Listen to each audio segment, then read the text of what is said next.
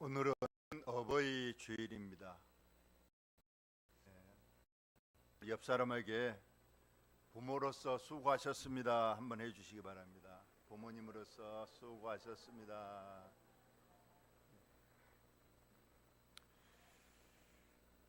언제부터인가 농촌에는 어린이 없는 어린이 주일을, 이합전 주일에 우리 교회 어린이 주일이었지만 어린이가 한 명도 없습니다. 오늘 또 어버이 주일인데 여기서 부모님이 한 분이라도 살아계신 분이 몇 분이나 된가요? 저도 작년에 이제 고아가 됐습니다. 아버지는 일층여였고 어머니도 이제 재작년에 돌아가셔서 저도 이제 공경할 아버지 어머니가 없다는 게 참 슬프기도 합니다. 그렇지만 오늘 또 어버이 주일이기 때문에 오늘 아버지의 마음, 이런 제목으로 하나님 말씀을 전하겠는데요. 물론 여기에 아버지는 육신의 아버지도 되지만은 우리의 영의 아버지 하나님도 되십니다.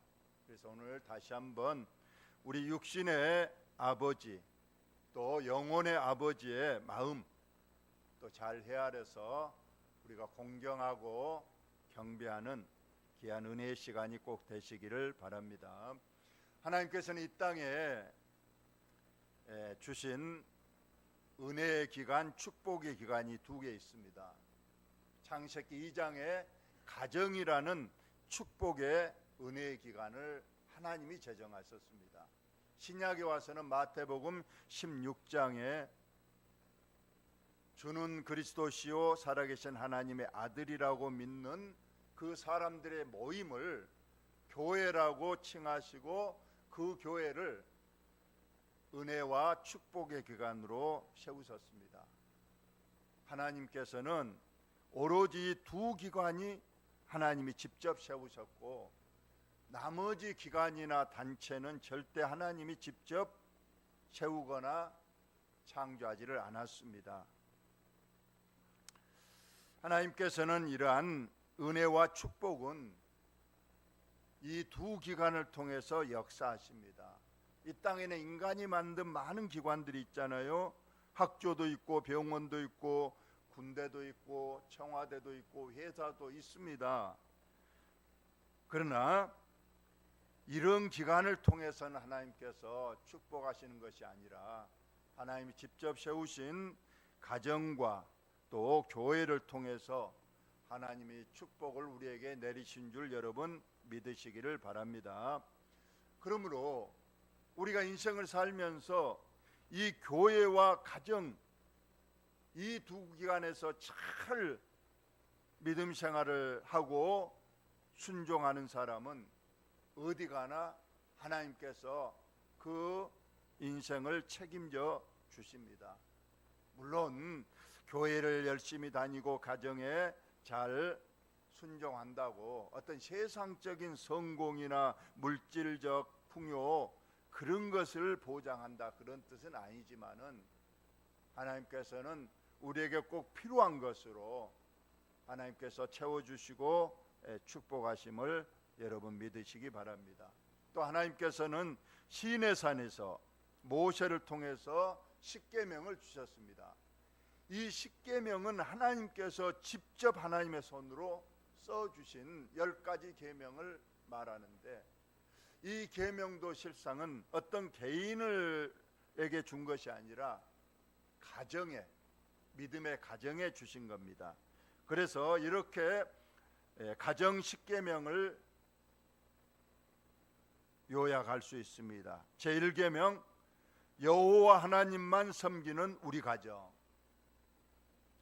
우상 조상신 제사를 지내지 않는 우리 가정, 하나님의 거룩하신 이름을 함부로 부르지 않는 우리 가정, 주일날은 꼭 안식하며 예배에 힘쓰는 가정, 부모를 중심하여 공경하고 행복한 우리 가정, 살인, 피 흘림이 없는 우리 가정, 성적 간음,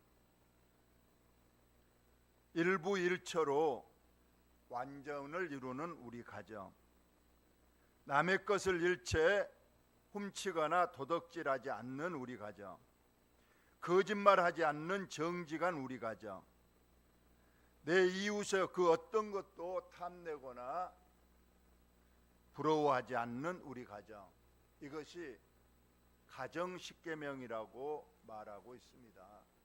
그래서 이 우리 가정이, 저와 여러분의 가정, 또 우리 자녀손들의 가정이 방금 말한 가정 십계명이 중심돼서 하나님만이 영광을 받으시고 하나님께서 그 가정에 항상 기쁨으로 임재하셔서 하나님이 축복하시는 우리 가정, 우리 자녀손들의 가정 다 되시기를 예수님의 이름으로 축원합니다. 오늘 우리가 잘 아는 탕자의 비유 본문입니다. 오늘 아버지가 한 사람 있고 어머니는 없는 것 같습니다. 아버지와 두 아들이 있습니다. 큰 아들, 작은 아들. 문제는 작은 아들이 문제입니다. 아버지가 늘 간섭하는 것도 싫고 잔소리하는 것도 싫고, 그래서 어느 날 아버지에게 유산을 달라고 요구합니다. 아버지, 저 나가서 저 도시에 가서 멋지게 내 인생 살고 싶습니다. 내게 미리 좀 유산을 좀 주십시오 했습니다. 실상은 이 유산이란 건 아버지가 돌아가셔야 그때 자녀들에게 분배되는 것이 정상인데, 이 둘째 아들은 막무가내로 아버지가 살아 계신데도 불구하고 아버지가 돌아가시면 내게 줄 그 유산을 미리 좀 달라고 그렇게 합니다. 그래서 아버지는 처음에는 달래고 만류했지만은 하도 아들이 보채니까 참 자식일 부모 없다고 결국은 둘째 아들에게 돌아갈 재산을 아들에게 줬습니다. 이 아들이 이제 좋아라고 그 재산, 아마 적지 않은 돈이었을 거예요. 그 돈을 가지고 멀리 혹시 가까이 가면 아버지가 또 찾아와서 데려갈까 싶어서 멀리 아주 먼 나라로 갔다고 했어요. 가서 친구들과 함께 허랑방탕해서 그 많은 재산 순식간에 없어지고 결국은 거지가 되고 말았다고 했습니다. 이제 먹고 살 일이 걱정입니다. 이제 결국은 돼지 키는 집 일꾼으로 들어갔는데 그 주인이 밥을 안 줍니다. 그래서 그 돼지 사료를 먹는데 그것도 돼지가 먹어버리니까 배가 고파서 어느 날 이대로 살다가는 내가 죽게 생겼다. 그래서 생각나는 것이 그제서야 아버지가 생각나고 고향이 생각나고 눈물을 많이 흘렸습니다. 그러나 이 모습 이대로는 내가 갈 수가 없다. 그러나 며칠 지나고 나니까 이제는 더 이상 여기 있다가는 나는 굶어 죽겠구나. 이제 마지막 돌아가자 아버지께로. 대신 아버지께 가서 아들이라고 말하지 못하고 나를 그냥 이 집의 일꾼으로 머슴으로 써달라고 하고 내가 아버지 집으로 가자. 내 아버지 집에는 머슴이 많이 있는데 그 머슴들은 먹는 것 걱정은 안 하고 살지 않는가. 나도 가서 좀 원급 밥이라도 먹을 수 있는 내 아버지 집에 가서 아들은 내두고 그냥 머슴으로 써달라고 하자 하고 집으로 돌아갔는데, 이때 아버지가 멀리서 보고도 아들임을 알고 그냥 달려와서 부둥켜 안고 아들을 맞는 그런 얘기가 오늘 본문의 얘기입니다. 오늘 이 본문을 통해서 이 아버지가 어떤 분인가 제가 세 가지만 말씀을 드리겠습니다. 첫째, 아버지는 아들의 의견을 충분히 들어주신 인정 많은 아버지였다는 거예요. 엄한 아버지 같았으면 내가 살아있는데 너가 내 유산을 달라고 하느냐? 절대 안 줍니다. 끝끝내 아들을 붙잡아 놓기만 하고, 그래서 아들이 어쩌면은 속상해서 아버지를 원망하고 가출했을 수도 있는데, 아버지도 물론 처음에는 설득했을 겁니다. 이 아들이 아직 철이 없어서 이 돈 가지고 가면 틀림없이 다 써버리고 금방 거지가 될 것 뻔한데, 설득하다 못해도 그래서 아들 마음 상하지 않으려고 그래도 아들 생각해서 재산을 줬던 아버지예요. 두 번째로는 아들이 나간 이후로 언제까지든지 기다려주시는 아버지였습니다. 아들 가고 나서부터 아버지의 눈은 항상 동구밖에 있는 겁니다. 이 자식 언젠가는 돌아올 것이다, 언젠가는 돌아올 것이다 하면서 멀리 동구방만 바라보는 아버지의 그 마음, 이걸 어디서 알 수 있는가요? 나중에 둘째 아들이 왔을 때, 상거지가 되어 왔을 때 아직 거리가 먼데 이렇게 돼 있잖아요. 거리가 멀다. 거리가 멀다는 것은 여기서 보면 저기 우리 원목 마을 입구 정도, 여기서 보면 잘 자세히 안 보면 잘 모르는 그 먼 거리인데, 벌써 아버지는 사람이 지나가면 다른 사람은 몰라도 내 아들의 그 발걸음, 내 아들의 걸어가는 모습, 그것을 보면 그냥 아는 거예요. 전에도 여러 번 말했지만은 논산훈련소에 면회를 갔습니다. 아버지가 거기 가니까 그냥 전부 빡빡이들 머리 다 깎고, 이제 거기 수천 명의 그 장정들이 있잖아요. 그 아버지는 거기에서 내 아들이 어디쯤 있을까 하고 자세히 보는 거예요. 그러나 다 똑같잖아요. 똑같은 군복, 똑같은 머리 깎고 그러고 있는데, 그런데 그 아버지가 벌떡 일어나더니 소리 질렀다는 거예요. 저기 내 아들 있다, 그런 거예요. 아버지는 아들을 아는 겁니다. 어찌 모르겠습니까? 벌써 저기 멀리서 오는 모습이, 축 처져서 오는 모습이 아들입니다. 그래서 그냥 달려가서 아들을 안는 그 아버지입니다. 이처럼 아버지는 사랑으로 아들을 끝까지 기다리면서 마음에 두고 있는 아버지였어요. 아마 그런 아버지가 아니었다면 내버린 자식, 이제 너 알아서 해라, 나하고는 이제 인연 끊었다, 그렇게 냉정하게 매몰찰 수 있는 그런 경우도 있습니다. 요즘 뉴스들을 보면 왜 이렇게 젊은 그 부모들이 그렇게 악해졌는가? 그 자식들을 학대한다는 그 뉴스가 한 달에도 몇 번씩 이렇게 TV에 나오고 있어요. 때려서 뭐 던져서 심지어 죽여서 냉장고 속에 넣었다, 별의별 이런 일들이 많이 일어나고 있어요. 어떻게 부모가 자식을 이럴 수 있느냐? 오늘 이 본문의 아버지는 절대 그런 분이 아니었어요. 비록 철 없어서 재산 가지고 다 나가고 그랬지만은 그 아들을 끝까지 기다리면서 마음에 품고 있었던 아버지셨습니다. 마지막으로 아들이 돌아왔을 때 자식의 지난 과거를 다 기억하지 아니하시고 용서한 아버지입니다. 이 자식 그 많은 재산을 어디다 써버렸나요? 장녀들과 함께 술과 도박으로 그 귀한 재산을 다 써버린 이 아들 아니겠습니까?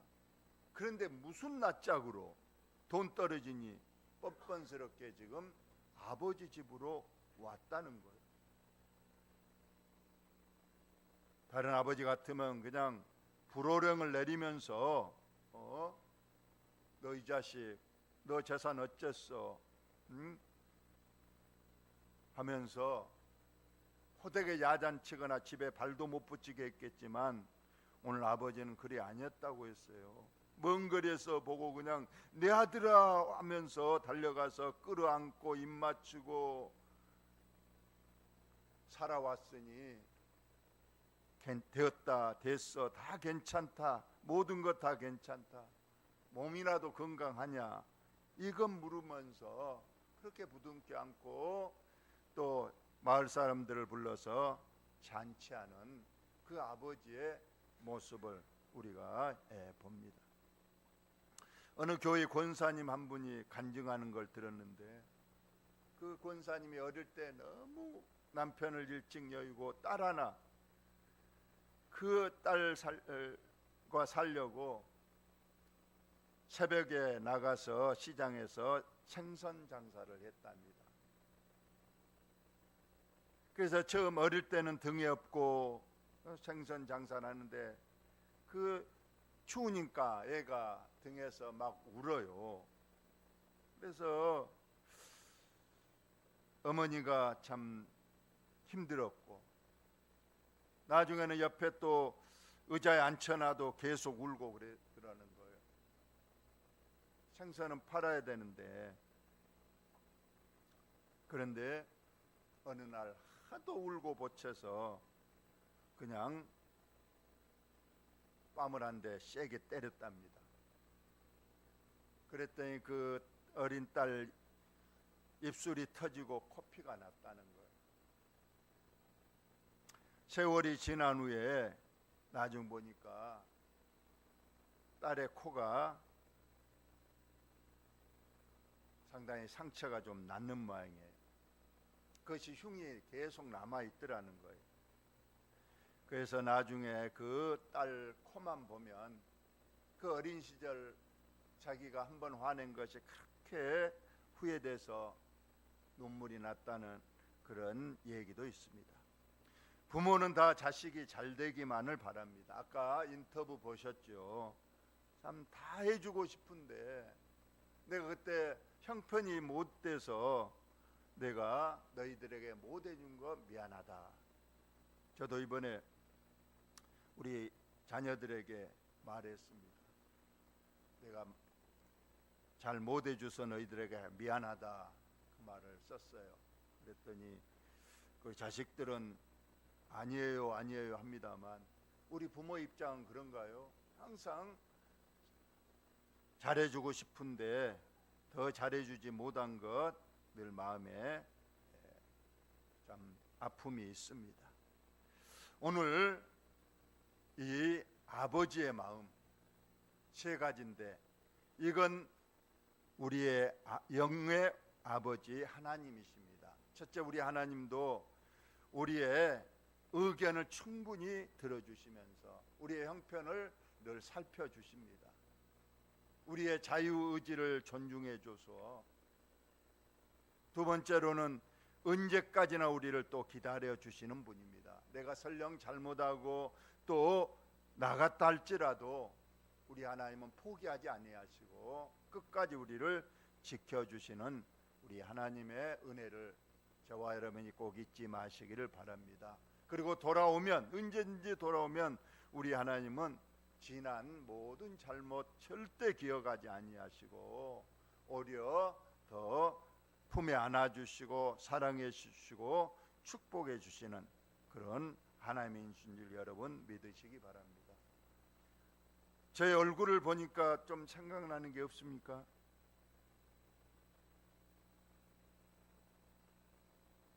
아직 잘 눈치를 못 채셨구나. 어떤 분이 우리 목사님이 뭘 잘 드셔서 살이 좀 쪘나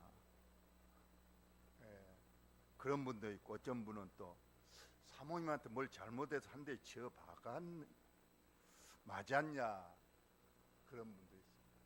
그런데 며칠 전에 3일 전에 양봉 벌 키우시는 목사님이 이제 멀리 이제 벌 꿀 따러 가신다고 좀 벌통 좀 몇 개 실어 달라 해서 가서 벌통을 실어 줬는데 뭐가 미웠는지 이 벌이 와서 저를 여러 군데 쌌어요. 그 중에 한 마리가 그냥 눈을 싸가지고 눈이 좀 부었습니다. 그랬는데 그 주인이 양봉 주인이 저보고 돈 10,000원 내놓으라는 거예요. 아니 세상에 어떻게 약값을 내놔야지 저보고 지금 눈이 퉁퉁 부어 있는데 주라고 했더니 봉침을 놨으니 봉침값을 주라 그러면서 돈을 안 주면 공짜로 봉침 맞으면 약초가 없다는 거예요. 벌침이 약이 된다고 그래요. 저는 오히려 벌 맞으면 늘 감사합니다. 하나님 또 저에게 필요한 약을 주시니 감사합니다 했더니 가만히 생각하니까 제가 며칠 전에 이가 또 부러져 가지고 이빨이 빠져버렸어요. 밥 먹다 보니까 이빨이 빠졌어요. 그래서 병원 가서 지금 좀 치료를 하고 있는데 이 염증이 많이 있어가지고 이 좀 페니실린, 뭐 항생제 이런 걸 먹어야 된다는데 그 밑에 여기를 위해서 또 하나님께서 벌침으로 천연 항생제를 주지 않는 그런 생각을 했습니다. 여러분 인생은 해석입니다. 여러분이 어떻게 생각하느냐에 따라서 달라지는 거예요. 내가 이거 맞아가지고 아이고 아프다, 아이고 괜히 가서 일해줬다, 괜히 했다 그러면 은혜가 안 됩니다. 하나님께 내게 보약 주셨다, 이 모든 것이 합력해 선우이시는 우리 하나님의 은혜에 감사하면서 우리 육신의 부모님을 안 계신다 할지라도 내 영혼의 우리의 아버지 우리 하나님을 잘 섬기고 또 경배하며 믿음 생활 잘 하시는 저와 여러분들 되셔서 5월 가정의 달 우리 모두 하나님께 큰 축복받는 한 달이 되시기를 예수님의 이름으로 축원합니다. 하나님 우리 아버지